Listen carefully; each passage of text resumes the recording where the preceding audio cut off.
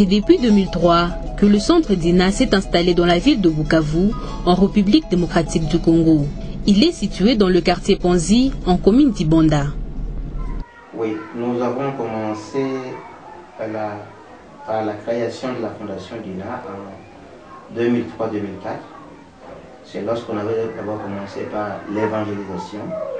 Et les fondateurs de la fondation avaient vu qu'il y avait beaucoup de crimes, il y avait des problèmes de violences sexuelles au Congo, plus particulièrement à Goma et au Kivu.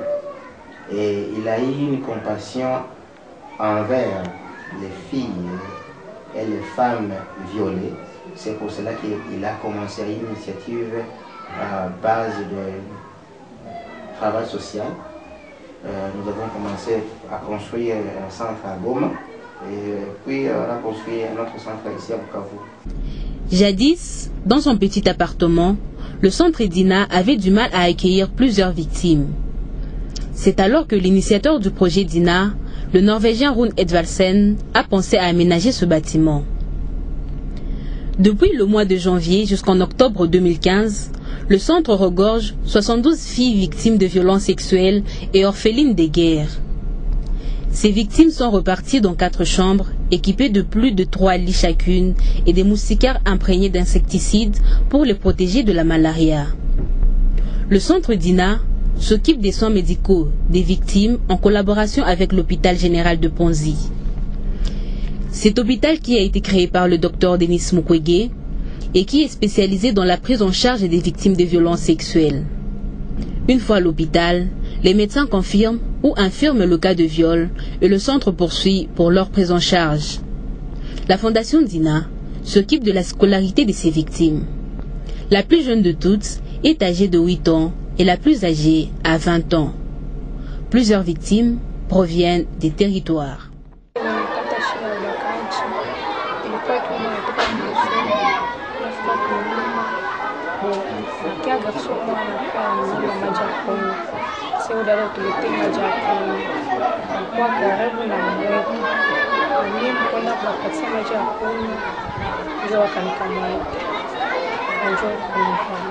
Hapa ninafanya animation ya watoto, ninawapatia mashauri, tena ninashughulika juu ya kupigia pia chakula kwa Afrika.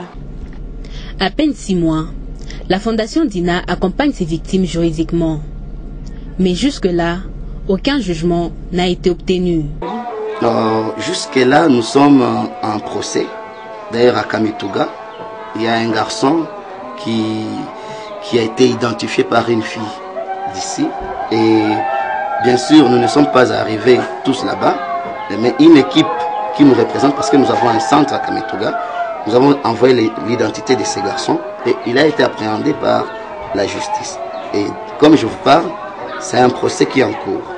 Bon, à Kavumu aussi, on avait un autre procès, mais qui est aussi en suspense. Bon, donc je peux vous dire, jusqu'à présent, nous n'avons pas encore eu un seul jugement qui condamne un présumé auteur, parce que cette philosophie-là vient de naître. L'avenir de ce beau pays reste critique.